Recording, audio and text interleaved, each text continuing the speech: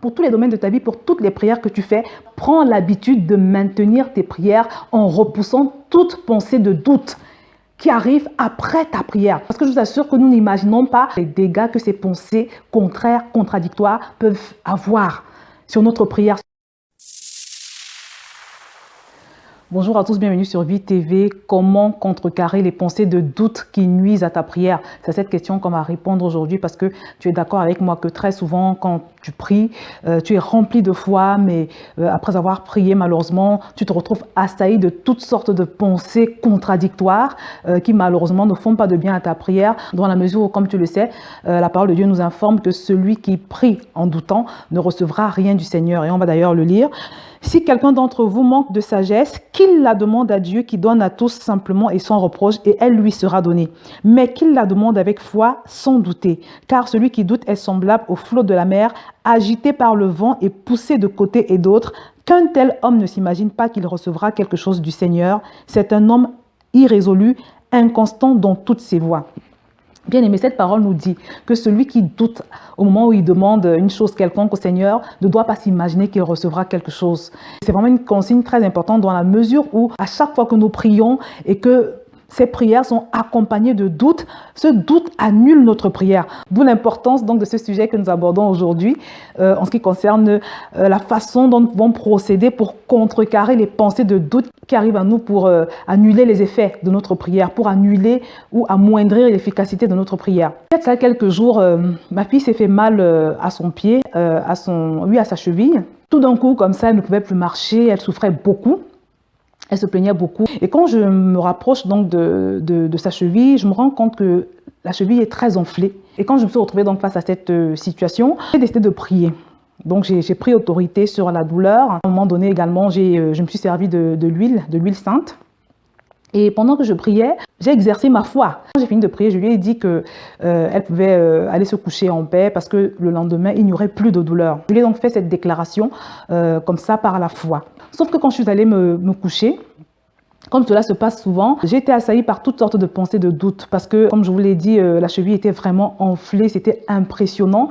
Et à un moment donné, si j'avais même écouté mes émotions, si j'avais marché par la vue, je l'aurais emmené aux urgences. Mais sauf qu'il était tard, il était minuit et je n'avais pas trop envie d'envisager cette option. Donc c'est pour ça que j'ai prié. Quand je vais me coucher, je me retrouve assaillie de toutes sortes de pensées, des pensées qui font douter, des pensées du genre oui, tu aurais vraiment dû l'emmener aux urgences. Si ça se trouve, elle s'est fait une entorse ou c'est une fracture, peut-être c'est quelque chose de grave et peut-être que si tu attends demain, la situation se sera empirée et ci et ça. Donc j'ai eu droit à toutes sortes de pensées de ce genre, mais j'ai résisté.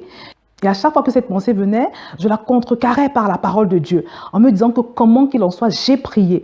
Et Dieu est plus fort qu'une entorse. Même s'il s'agit d'une entorse, Dieu est plus fort qu'une entorse. Même s'il s'agit d'une fracture, Dieu est plus puissant. La puissance de Dieu est suffisante pour guérir cette fracture. Et je déclare d'ailleurs que cette fracture est guérie. Et que demain, il n'y aura plus de mal. Donc, autant de fois que j'ai eu droit à cette pensée, j'ai proclamé la parole. Et le lendemain matin, quand je me suis réveillée, la première des choses, vous imaginez bien, pour moi, c'était d'aller voir comment elle allait dans sa chambre. Et arrivée dans sa chambre, je me rends compte qu'elle n'y était pas. Elle était sortie, elle était tranquillement en train de prendre sa douche. Et quand je l'ai vue, j'ai constaté que la douleur avait complètement disparu. Le pied avait complètement désenflé. Et je n'ai plus que rendre gloire à Dieu. J'ai béni le nom du Seigneur parce que je vous assure que la veille, comme je vous l'ai dit, si j'avais écouté mes émotions, si je m'étais fiée à ce que je voyais, je n'aurais pas hésité à l'emmener aux urgences parce que la cheville était vraiment enflée. C'était plutôt impressionnant, c'était assez effrayant. Donc voilà comment par la grâce de Dieu, par la puissance de la parole, j'ai pu me maintenir. Et je voudrais donc rebondir sur ce témoignage pour te dire que à chaque fois que nous prions pour une chose ou pour une autre, au moment où nous prions, au moment où nous demandons la chose au Seigneur, le Seigneur nous l'accorde. Surtout si c'est une chose qui est conforme à sa parole. Il nous l'accorde. Mais malheureusement, ce qui se passe souvent, c'est que nous demandons la chose et parfois avec foi, mais par la suite, quand l'ennemi vient nous tenter, quand il vient essayer d'ébranler notre foi par toutes sortes de pensées, nous ne faisons rien, nous restons inactifs. Et ça, c'est l'erreur à éviter. Et c'est de ça qu'on va parler aujourd'hui. Je voudrais donc t'informer, mon bien-aimé, que le Seigneur a mis l'arme de la parole, qui est une épée tranchante, à notre disposition pour pouvoir être à même de lutter contre toutes ces pensées négatives ces pensées destructrices de nos prières. Je voudrais donc t'inviter aujourd'hui à prendre l'habitude de combattre les pensées contraires. Et je peux te promettre que si tu prends cette habitude, tu vas voir comment tes exaucements vont se multiplier. Il y a de cela quelques années, je passais par une situation difficile, une situation pénible, qui demandait que je manifeste ma foi dans le calvaire de Jésus, parce que vous savez que la parole de Dieu nous dit que Jésus a tout accompli. Il a accompli notre liberté, notre guérison, notre délivrance, notre paix, il a tout accompli en fait.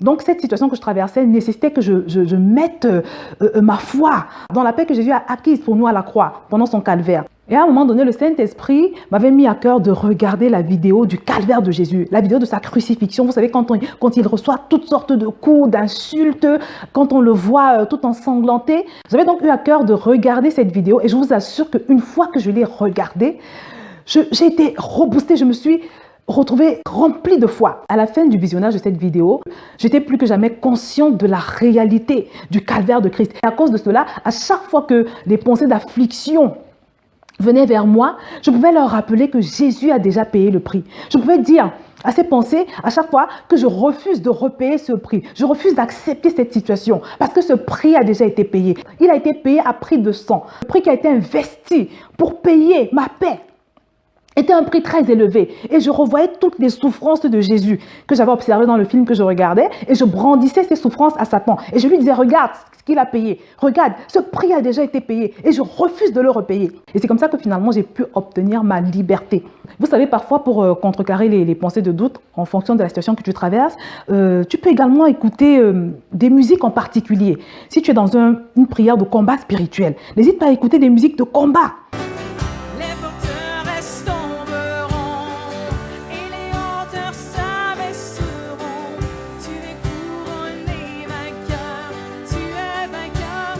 Tu attends un miracle, si tu as demandé un miracle au Seigneur, n'hésite pas à écouter en particulier des musiques qui parlent de miracles.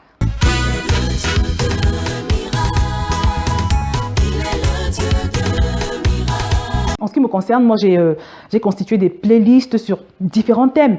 Il y a des moments où quand je prie pour ma sainteté, j'écoute beaucoup de musique qui parle de sainteté pour me sentir forte pour la fermeté spirituelle. Je mets également ma playlist de musique qui parle de la force de Christ en nous. Ce que je voudrais te dire aujourd'hui, mon frère ou ma soeur, c'est d'éviter de subir la pensée de doute quand elle arrive. Prenons un exemple. Peut-être que dans ta famille, il y a un esprit de mort précoce qui fait que personne ne dépasse l'âge de 50 ans.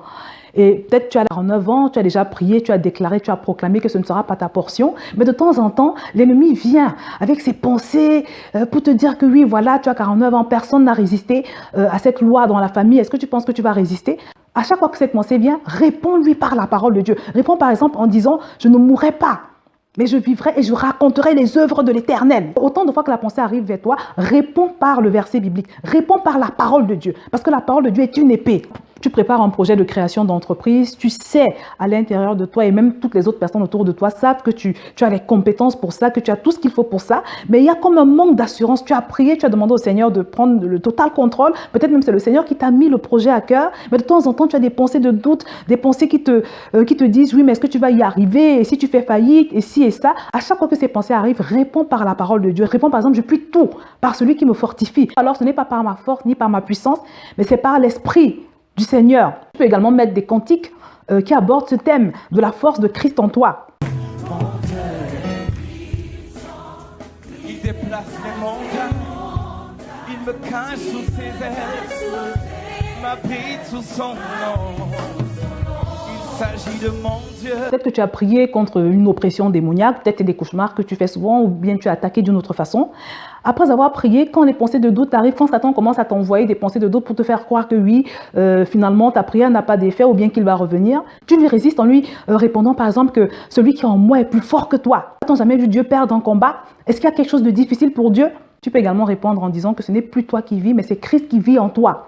Et n'hésite pas également pour ce cas-là à écouter des musiques qui parlent de la puissance de Dieu en toi, de l'autorité de Dieu en toi, de la puissance du sang de Jésus et tout le reste. Il y a puissance dans le nom de Jésus pour briser les chaînes, pour briser les chaînes, pour briser les chaînes.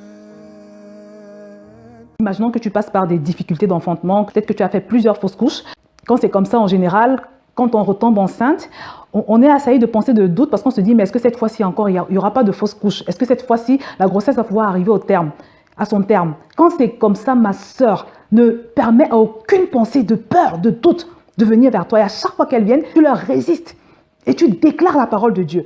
Et même si tu n'as pas de verset dans l'immédiat, dis des paroles de foi. Ce qui compte, ce n'est pas tant ce que tu dis, mais c'est la foi qui accompagne les paroles que tu donnes. Je connais une femme qui est passée par cette situation et à chaque fois, elle disait, cette grossesse ira à son terme. Je le déclare, je le décrète, cette grossesse ira à son terme. Parce que mon Dieu est puissant, parce que mon bébé est couvert dans le sang de Jésus, parce que mon bébé est entouré par le feu du Saint-Esprit. Et elle a fini par mener sa grossesse à son terme. Donc, je voudrais vraiment t'encourager à avoir la même attitude aujourd'hui. Pour tous les domaines de ta vie, pour toutes les prières que tu fais, prends l'habitude de maintenir tes prières en repoussant toute pensée de doute qui arrive après ta prière. Parce que je vous assure que nous n'imaginons pas les dégâts que ces pensées contraires, contradictoires peuvent avoir sur notre prière, bien sur notre exaucement. Donc à partir d'aujourd'hui, prends l'habitude d'entretenir ta foi par des psaumes, des cantiques, des hymnes, comme la parole de Dieu nous le demande, et expérimente l'exaucement comme jamais par le passé. Je vais donc m'arrêter là pour aujourd'hui et je te dis à très bientôt sur VTV.